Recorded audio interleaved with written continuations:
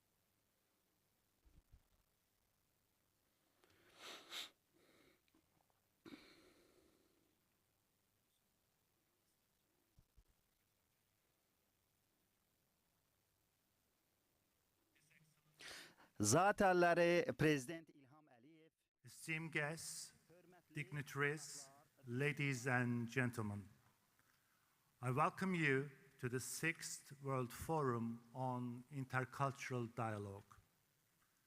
As we convene here in Baku, we are met with a world of grappling with a wide range of challenges to peace and security on a global scale. To effectively address these challenges, enabling mutual understanding and cooperation is imperative. Today, more than ever, the world needs visionary leadership to catalyze conflict resolution and foster peace.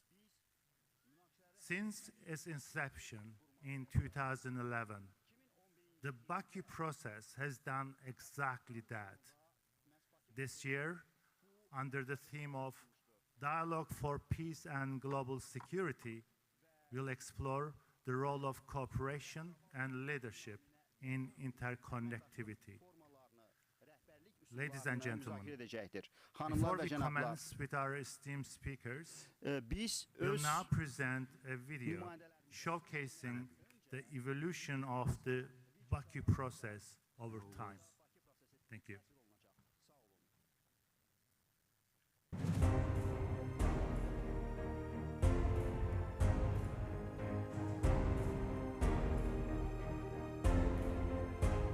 In 2024, our world seems more connected, yet more divided than ever before.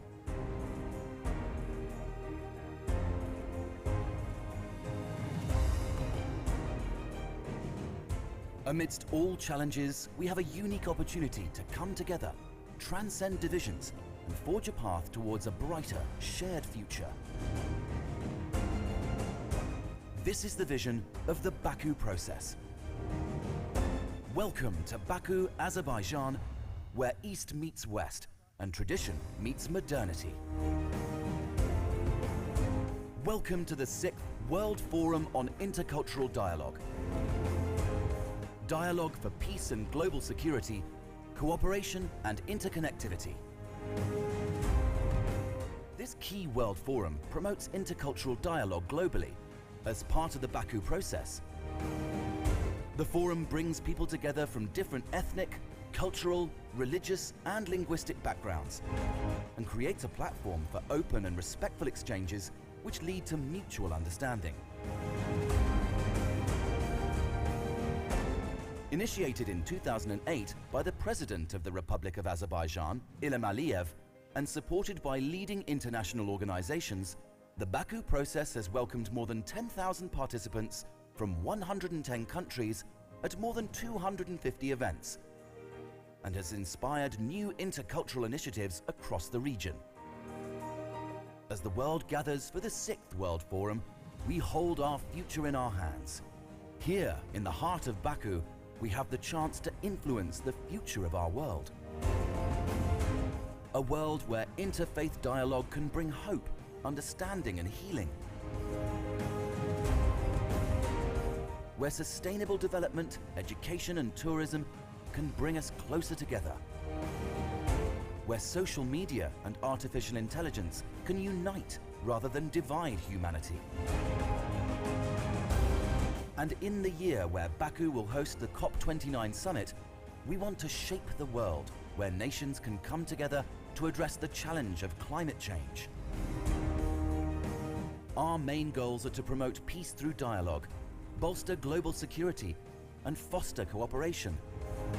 The forum's outcome should result in new policies, documents and agreements that have the power to influence governments worldwide on pressing issues. Azerbaijan, with its rich tapestry of cultures, its proud history of ethnic and religious diversity and tolerance, humbly offers its own experience as a beacon of hope for the world.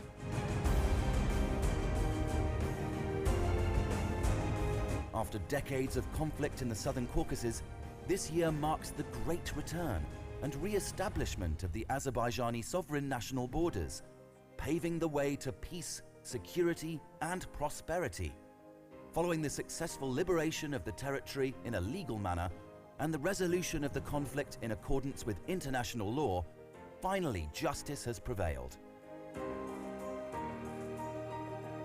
The pivotal message here is one of hope. A hope that Azerbaijan eagerly wishes to extend to the world. As we together embark on this journey together, let us seize the opportunities before us. Let us join hands and celebrate diversity. Let us contribute through a combined effort, vision and knowledge to the creation of a world of peace, mutual respect and understanding.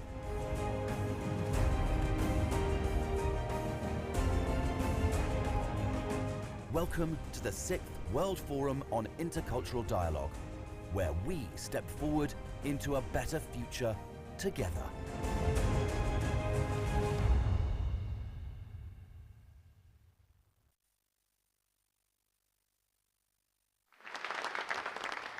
What an amazing journey that's been. Absolutely breathtaking, and so proud and happy to be here. And the Baku process certainly fills us with hope. Excellencies, ladies and gentlemen, I'm honored to welcome His Excellency Ilham Aliyev, the President of the Republic of Azerbaijan, to this esteemed gathering. President Aliyev is a visionary leader and a global advocate for intercultural dialogue and multiculturalism. In 2008, President Aliyev pioneered the Baku process. Through his leadership and foresight, this forum has emerged as a vital platform for promoting cultural diversity, tolerance, and dialogue on a global scale. Please join me in warmly welcoming His Excellency, President Ilham Aliyev.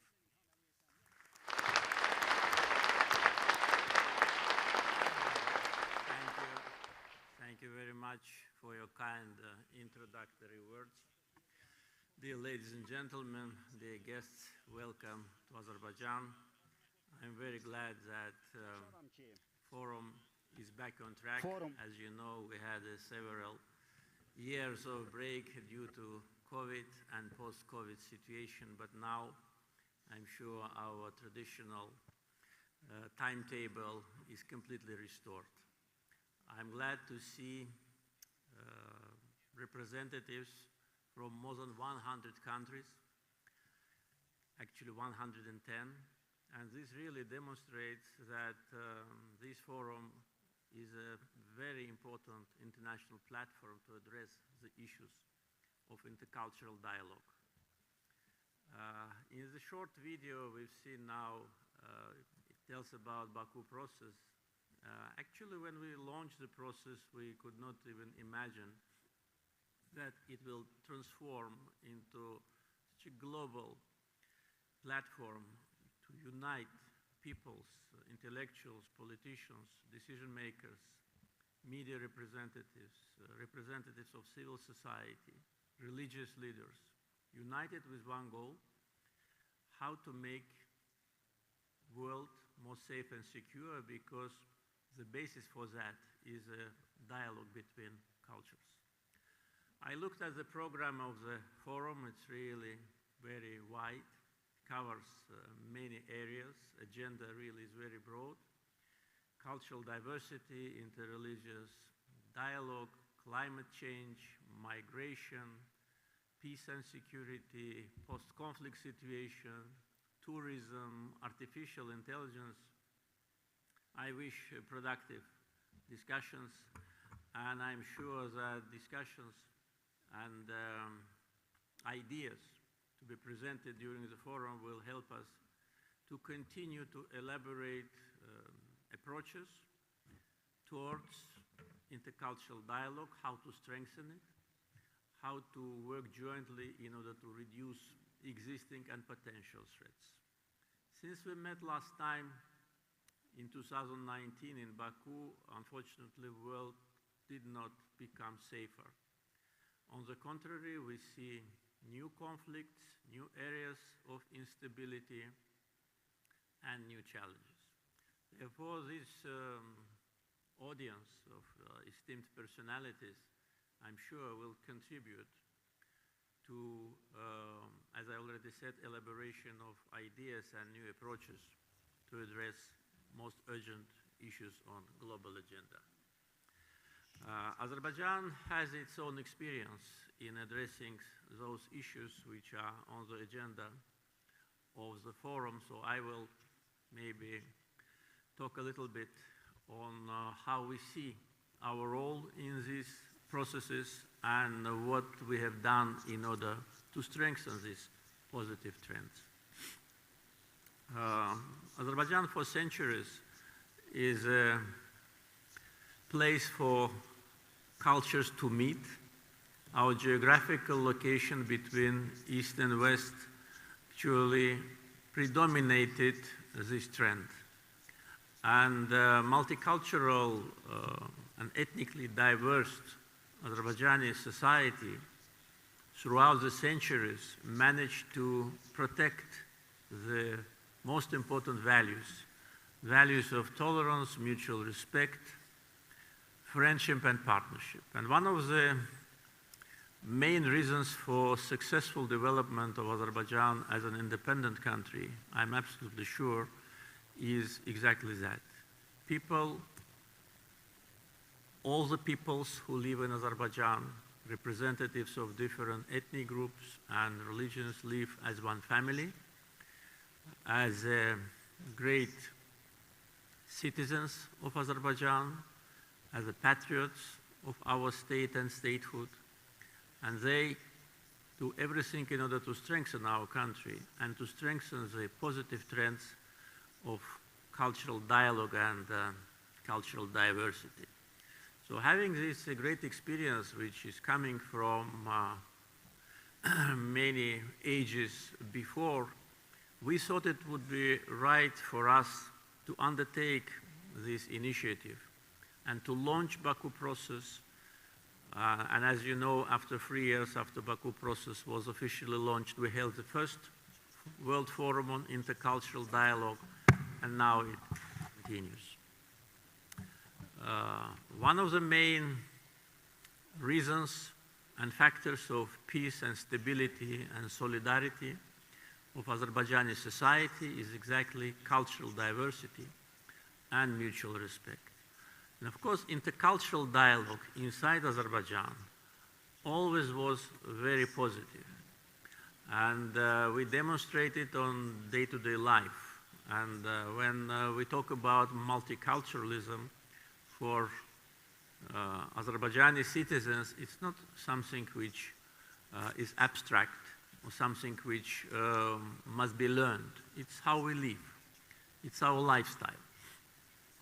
And we are proud of that, and also proud that we managed to protect these values throughout the centuries, and also in this turbulent time of clashes, of conflicts, of wars, which are happening very close to our borders, and also several years ago inside Azerbaijan. So all that is something which we really want to share with our friends, and also to express our firm commitment to continue on this path, which is the only way for, I'm sure, any country to succeed. Because first, you have to address these issues internally and to create such an atmosphere that representatives of all ethnic groups, all religions feel themselves safe in dignity and treated with respect. If policy is different, it will lead only to discrimination, mistrust, and in the end, to social and, in many cases, political difficulties. It can lead to disintegration of the countries. Therefore, our experience is really a demonstration how we managed to survive in the very difficult first years of independence, when we've been occupied, and also there have been a lot of economic and social difficulties. There were attempts to disintegrate Azerbaijan, and aggressive separatism was actually challenging our statehood, the unity of all the peoples who live in Azerbaijan, their commitment to the national interests was a crucial factor for our success. The role of religious leaders, of course, in this context is of special importance. And one of the topics which you will discuss is particularly that. We have more than 100 religious leaders attending the forum, and I'm sure they will contribute to strengthen mutual understanding and mutual respect. For Azerbaijan, interreligious dialogue is also something which we strongly advocate for. We organized in our country numerous events on interreligious dialogue. Part of these discussions were within the framework of World Forum on Intercultural Dialogue. Part was on different agenda. There'll be a special session, a special discussion format during the COP29 on interreligious dialogue.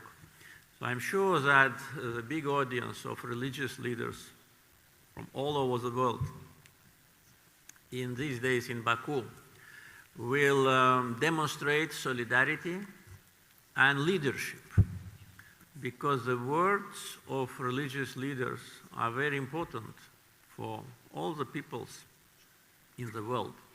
And when they hear from them positive messages of peace, tolerance, mutual respect, of course, it's a very important factor. But sometimes we hear different messages, unfortunately, and which create additional tensions. So I think that positive trends in this direction must be strongly supported. One of the issues to be discussed is multilateralism, and here also Azerbaijan can demonstrate its experience. We are strongly committed to multilateralism, and actually we've been promoting the values of multilateralism during our 4 years chairmanship in non-aligned movement since 2019 until the beginning of this year. We, by unanimous decision of all 120 countries, been elected and chaired the second after United Nations biggest international institution. And by the way, our chairmanship was extended for 1 more year, also by unanimous decision, and strongly committed to the founding principles of non-aligned movement, which are territorial integrity, sovereignty of the countries, non-interference into internal affairs of the countries. At the same time, we tried to strengthen institutional segment of the movement. Based on our initiative, parliamentary network was created for the first time, youth and women platform was created.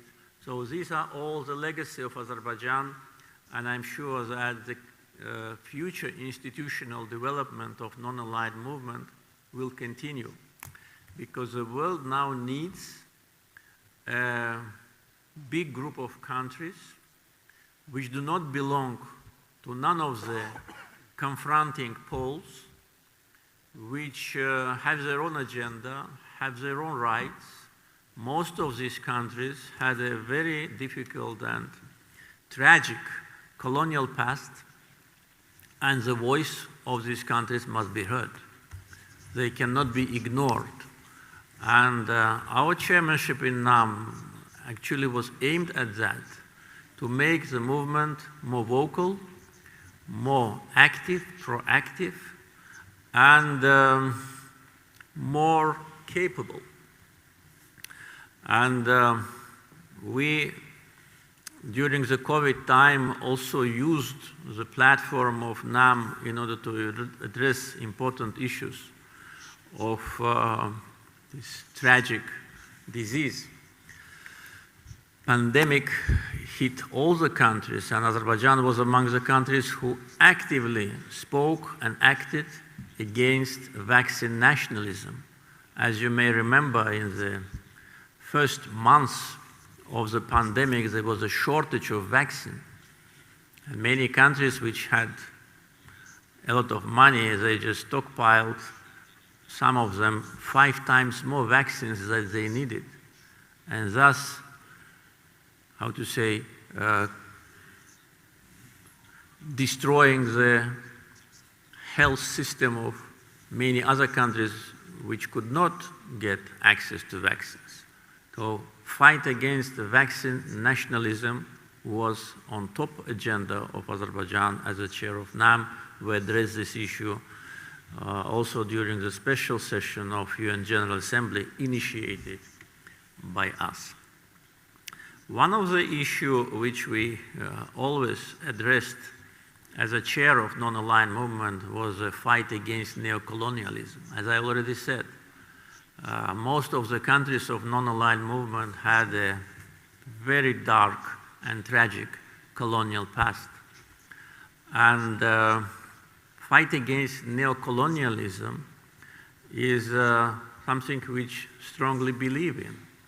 It's just because we speak for justice, we speak for international law, and we cannot afford today in the 21st century some big European countries to continue to colonize other peoples. This is absolutely unacceptable.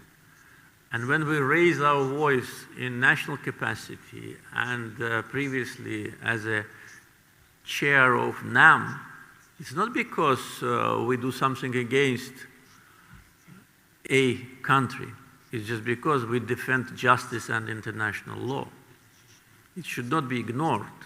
The world should not turn a blind eye on this disgusting practice of neocolonialism, which actually leads now to assimilation, forceful assimilation of more than 10 French overseas territories is absolutely unacceptable and must be stopped. And I wonder why the European institutions, which sometimes try to interfere into internal affairs of the countries which are not situated in Europe, such as European Parliament and Parliamentary Assembly of the Council of Europe, are silent. Don't they see that neocolonialism today continues? Why don't they criticize? Why don't they impose sanctions? Why don't they raise their voice? We do it, yes, as a chair of NAM, that was our duty. And now, as a country which, and the people who lived in other countries, in other empires, and we know what it is to be free and independent, we want to help these people to protect their rights, to achieve independence, to be able to promote their culture, to protect their language. This is something which I think every normal human being will defend. So this is an important issue also, I think, for intercultural dialogue. We cannot demonstrate hypocrisy and double standards, or just to ignore or to turn a blind eye when we see that hypocrisy and double standards are demonstrated. When you articulate very pleasant to the ear values of tolerance, dialogue, democracy, human rights, and at the same time continue to colonize more than a dozen overseas territories, this is nothing but hypocrisy and must be stopped. Multilateralism and our experience in this area, of course, will help us to be a president of COP29. By unanimous decision, Azerbaijan was elected as a host country, and we see our role in building bridges. Because I already said our history, our geography, our interaction with European institutions, at the same time being here just geographically between West and East, we can do a lot.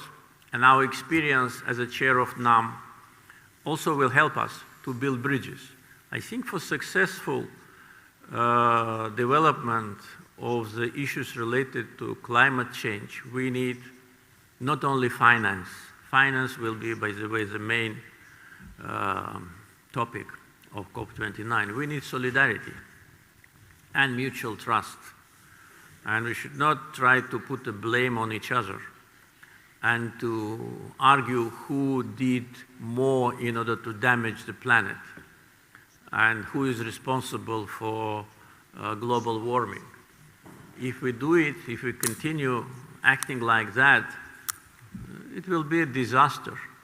Also, and I spoke recently at one of the important climate conference, there should be no discrimination against oil-producing countries. And I said and want to repeat that it's not our fault that we have oil and gas. Some others have other natural resources. And of course, every country has a right to use its natural resources for the benefit of the country, and not only your own country. As far as Azerbaijan is concerned, we provide energy security, supplying natural gas to 8 countries. And if you look at our geography of oil supply, it's maybe several times more. So our efforts will be building bridges between Europe and global South, strengthen solidarity. We can do it, I think. Of course, we will need to work hard, but our agenda is that. At the same time, we have our own green agenda, which started long before we've been awarded with the honor to host COP29. By 2027, we will have 2 gigawatts of solar and wind power stations operational. And by 2030, we will have additional 5 gigawatts of solar and wind also operational. And that will allow us 100% to use renewables for production of electricity. So this is what we do with revenues from oil and gas.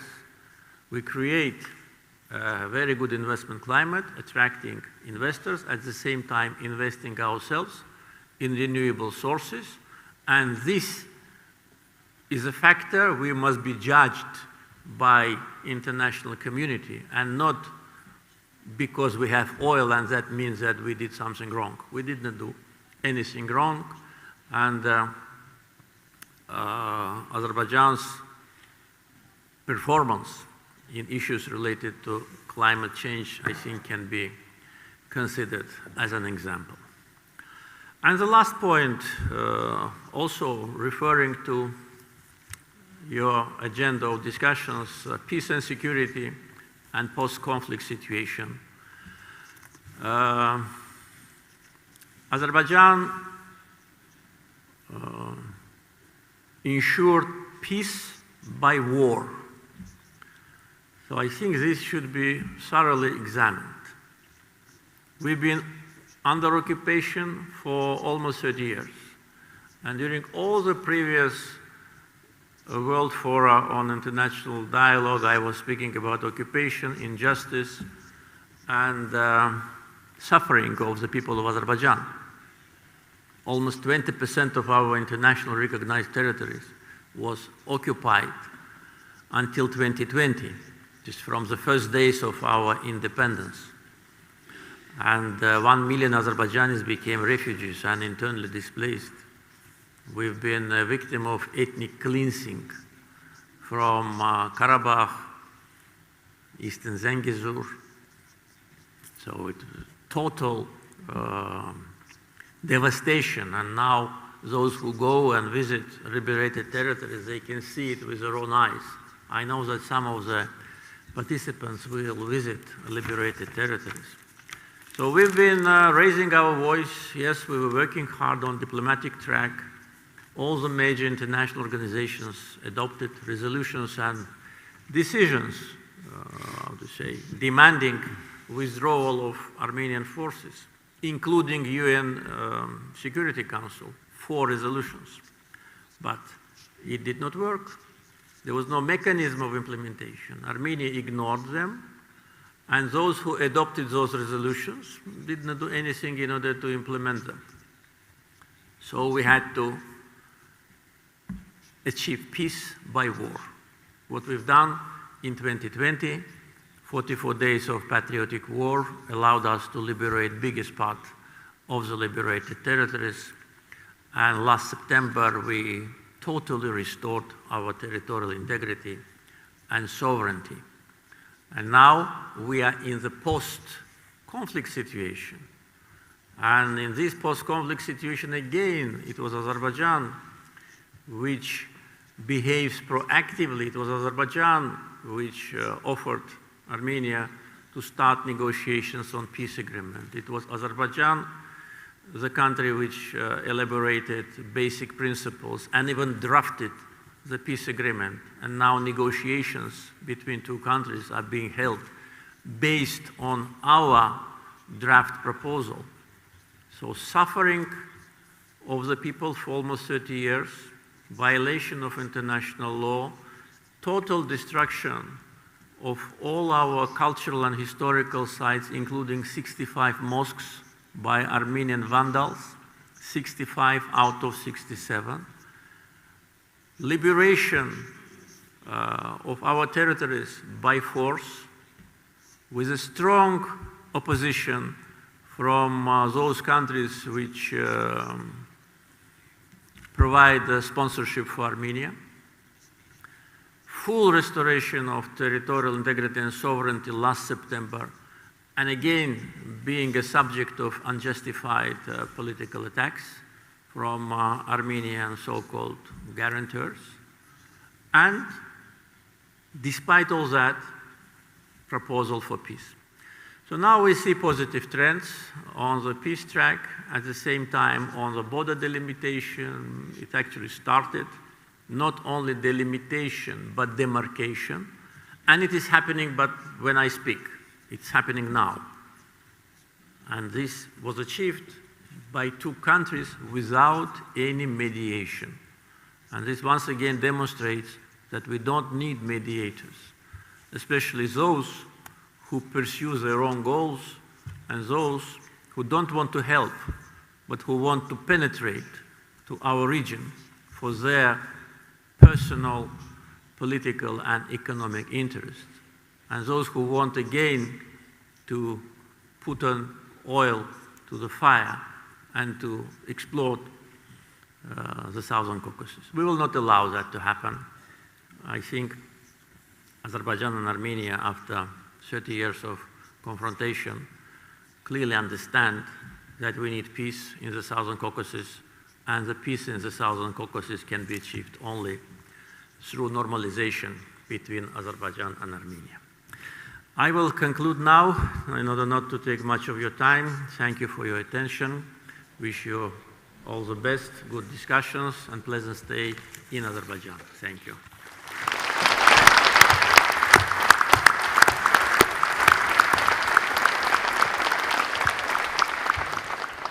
Mr. President, thanks so much for setting a clear focus and direction for our forum. You painted a comprehensive picture of what's at stake with peace and global security, and what needs to be done, and what Azerbaijan does so well. And I really thank for your leadership, for making the South Caucasus a place where a shared future is possible. So, ladies and gentlemen, excellencies, with that, it's with great pleasure that I introduce His Excellency Miguel Moratinos, the distinguished UN High Representative of the Alliance of Civilizations, which is the main partner of the World Forum on Intercultural Dialogue and the Baku process. Please join me in extending a warm welcome to His Excellency Miguel Moratinos. Thank you. Your Excellency, Mr. Ilham Aliyev, President of the Republic of Azerbaijan, Your Excellency, Mr. Adil Karimli, Minister of Culture of Azerbaijan, ministers, eminences, dear friends. It gives me a great pleasure to be back to Baku. The United Nations Secretary General, Mr. Antonio Guterres, has delegated me to convey his warmest wishes for what I'm sure will be a successful forum. The United Nations Alliance of Civilization is proud of its partnership with the Ministry of Culture of Azerbaijan in co-organizing the 6th World Forum of Intercultural Dialogue, a formula that we started together since 2011 with other distinguished partners present here today. I take the opportunity to salute my dear colleague from UNESCO, from ISESCO, and from UN Tourism. This year, iteration of the forum is particularly significant. We are convening at a time when bad news and desperation prevail in the news almost every day. And there is a reason to have hope in a better future. Ukraine and the Middle East appeal all of us to put an end to this crisis and conflict. And I think we should try to pursue peace and stability in both sides. I hope that negotiations that are taking place today and these recent days about Gaza will come to a positive news with a ceasefire and the freedom and liberation of Israeli hostages. The same happened, and I have to salute the agreement reached between the State Commission of Azerbaijan and Armenia on 19 April of the delimitation of the border. It's a tremendous positive step, a strong signal to all of us. And there is a good reason for hope that all other outstanding issues will be soon resolved to achieve full normalization and reconciliation. I commend the leadership of both countries, but in particular your leadership, Mr. President, to take this leading role. The forum this year is also significant, as it brings a huge number of religious leaders and faith actors together with government officials, parliamentarians, international organizations, and youth. Together with my dear friend, His Virtue, Sheikh al-Islam al-Shukur Pasasade, chairman of the Caucasus Management Board, co-chair of the International Council, we are co-organizing a plenary on confidence building through interfaith dialogue. Excellencies, my dear friends, I invited you to reflect a moment on the key words that constitute the theme of the 6th World Forum for Intercultural Dialogue, and particularly on the word dialogue. In a multi-ethnic, multicultural, multi-religion, and multilingual societies, dialogue, peace, security, cooperation, and intercontinuity have increasingly become interrelated concepts, reinforcing each other. Dialogue is the chain that interlinks them all together. Dialogue serves as one of the soft power tools for conflict prevention and conflict resolution. It diffuses tension before they escalate and bridges the gaps to de-escalate and find mutually acceptable solutions. Dialogue transforms relations among communities affected by conflict, as it rebuilds trust between so that former enemies can envision and realize a shared future. Dialogue across culture, religion, and civilization is the platform of the United Nations Alliance of Civilization that continues to advocate not only because it is our mandate and mission, but also believing that it's an imperative for sustainable peace. True dialogue is a sine qua non for peace, but my dear friends, is it insufficient? We need an alliance, a collective commitment to peace. Dialogue is the first step, but we should not stop on that. We have to go a step further with Alliance for Peace. United Nations Alliance of Civilization continue to be committed to creating opportunities for cooperation and expanding platform for community engagement with a wide range of stakeholders, including religious leaders, representatives of civil society organizations, youth, women, academia, media professionals, and the business community. I'm convinced that the complexity of today's global challenges require new approaches and new partnerships. It is important, my dear friend, to remind ourselves of the common human values embedded in diverse civilizations from East, West, North, and South. Civilizations are built around a complexity of elements: heritage, architecture, human center, culture, social rules, tradition, and unique art. A true dialogue of civilization is one that integrates all these elements. Excellencies, eminences, distinguished guests. We may agree or disagree that the current geopolitical scene is dark and chaotic. The global order is in disorder. Wars and conflict continue to rage in different corners of the world. Polarization has reached dangerous heights. Hate speech, xenophobia, and religious intolerance is surging. Disinformation and deepfake add fuel to the raging fire of anger. Vulnerable communities are being demonized and dehumanized, especially on account of their religion, belief, ethnicity, or gender. All this fuels hatred, triggers fear, and drives a wedge between communities. Dialogue is muted. Empathy is absent. Fraternity is unattainable. Peace seems elusive. People are desperate and fear for their life and the life of their family. This is where dialogue comes into play. Over the years, the United Nations Alliance Civilization has provided a recognized global platform for interreligious and intercultural dialogue with the aim of bridging the cultural divide and building cohesive, inclusive, and peaceful society. Distinguished guests, the protection of human dignity and human life is a moral obligation. The path toward living together in peace as one humanity is one that should be based on justice and respect for human rights.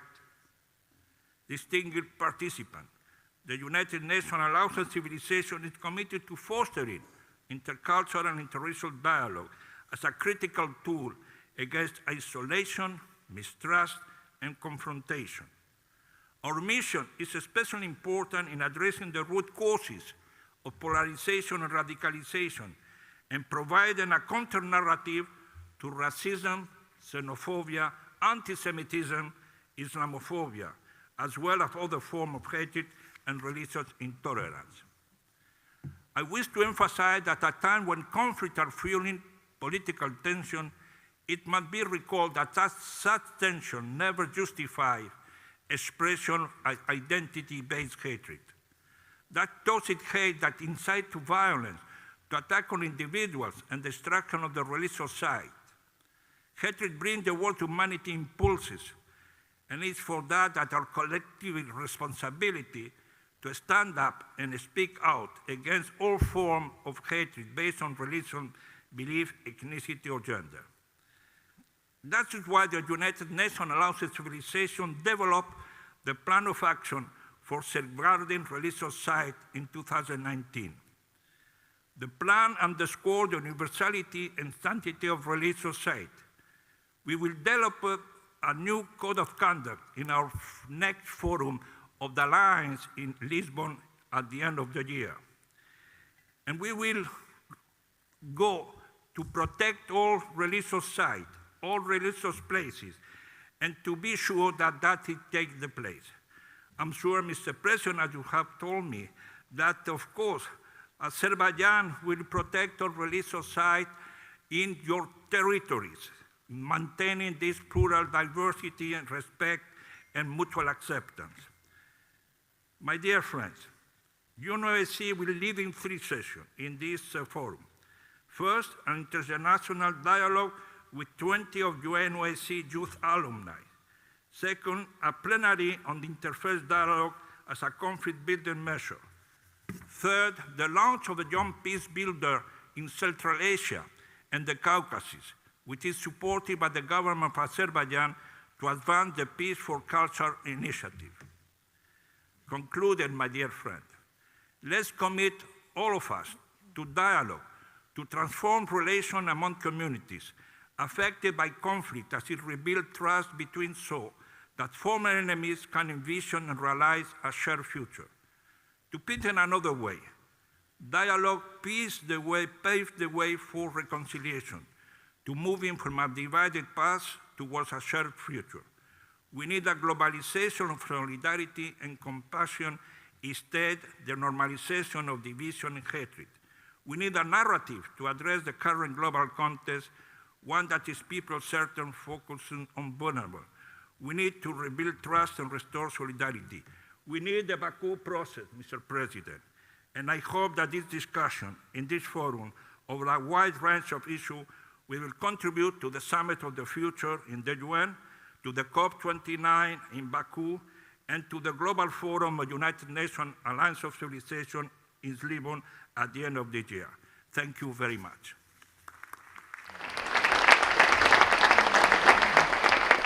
Your Excellency, you reiterated the importance of keeping hope in the face of many global peace and security challenges that we face. And you're absolutely right. To build peace, we first need to dream how it would feel like, how it look like.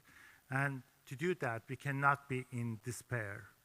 And I think building peace needs innovation, participatory action, and, as you pointed out, many brave hearts. And thank you so much for your leadership, and thanks very much for the excellent work done by the Alliance of Civilizations. Right, ladies and gentlemen, now I'm honored to introduce His Excellency Salim Al-Malik, the esteemed Director General of the Islamic World Educational, Scientific, and Cultural Organization, a principal partner of the World Forum on Intercultural Dialogue. With great pleasure, I welcome His Excellency for his speech. Thank you.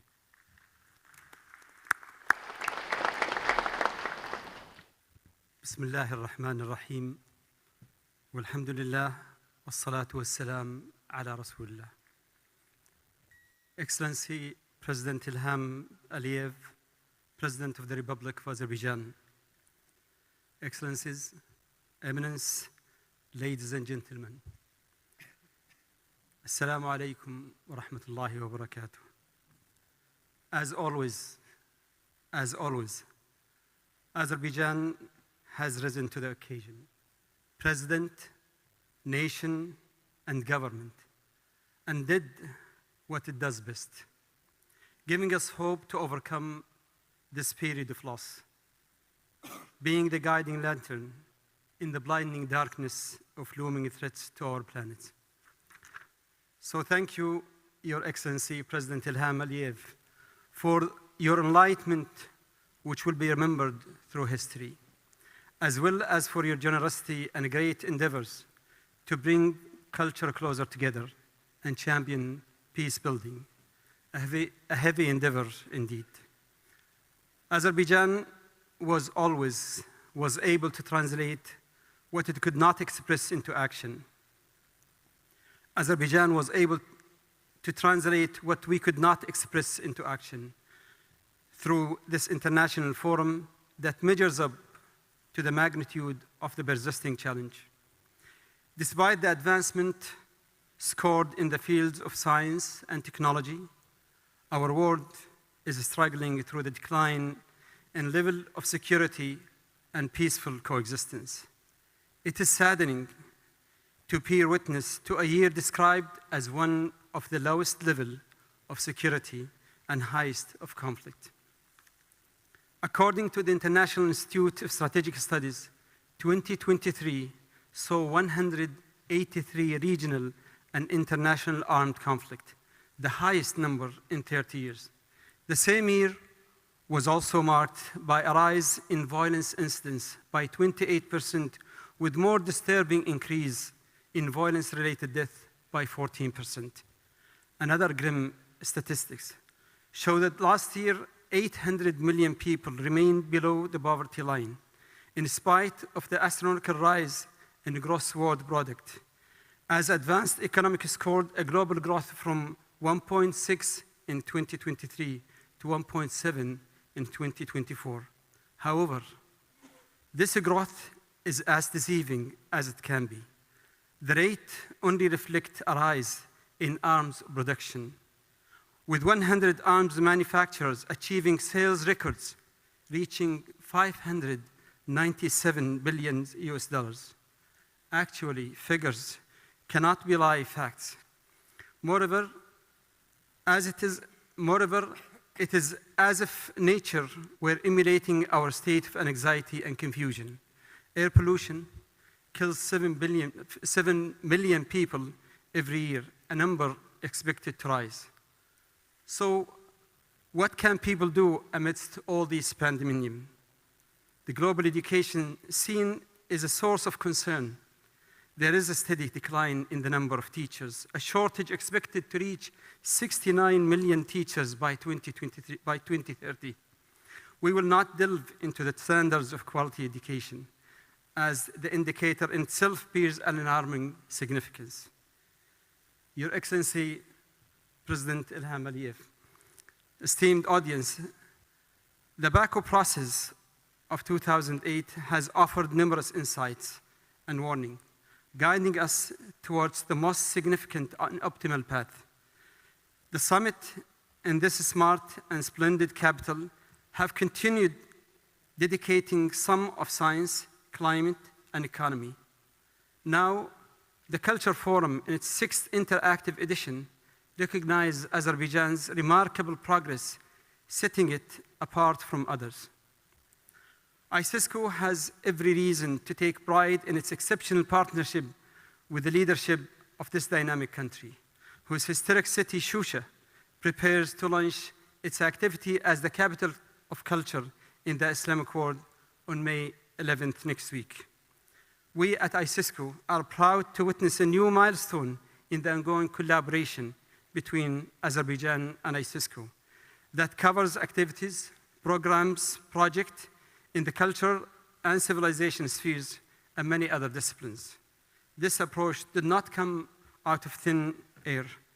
It is rooted in the understanding that both sides share common horizons, embrace similar approaches, and aspire to similar objectives. ISISCO sees global dialogue as its rightful duty, driven by its responsibility to strengthen dialogue among its member states. The establishment of ISISCO's Center for Civilization Dialogue stands as one of the ideas conceived by the organization, as it was a step towards solidifying the meaning of cultural diversity and celebrating its richness in human interaction. ISISCO has confidently embraced these challenges with the same confidence. It has maintained a significant presence among religious and spiritual leaders, culminating in its unique declaration of moral solidarity in 2020. ISISCO has established a global network of young peace ambassadors, currently comprising 186 ambassadors from 68 countries, with a goal to reach 500 peace ambassadors by the end of 2025. Efforts are underway to integrate ISISCO Peace 360 approach into academic circles. It has advocated the creation of the 18th goal as a new core goal within the United Nations Sustainable Development Goals framework, emphasizing cultural vision related to international peace and security. ISISCO has also brought up the innovative concept of civilization diplomacy, which is set to witness its launch by the end of this year. As we strive for a more interconnected and prosperous world, to all I say, ISISCO hands will remain extended and open, provided that we agree on practical means to put an end to conflict by promoting culture, peace, security, dialogue, and solidarity. Urge research centers and think tanks to adopt reliability standards in producing information and analysis that guide policies. This robust forum, under the leadership of President Aliyev, is the most capable of addressing such challenges and navigating peacefully to safety. We congratulate Azerbaijan, its president, and its people for restoring a regional peace within its internationally recognized borders. For our ongoing efforts towards reconstruction and development, this offers a glimpse of a great hope. Our prayers goes to those who are suffering in Gaza. May Allah protect them and restore justice. Thank you, Your Excellency. Many thanks to the organizing committee and to the honorable audience. Assalamu alaikum wa rahmatullahi wa barakatuh.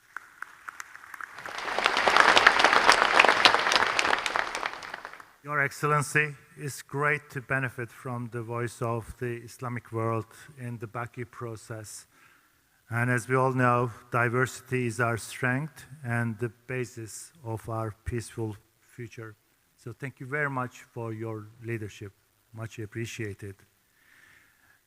And ladies and gentlemen, I'm now honored to introduce Her Excellency Gabriela Ramos, the Assistant Director General of the United Nations Educational Science.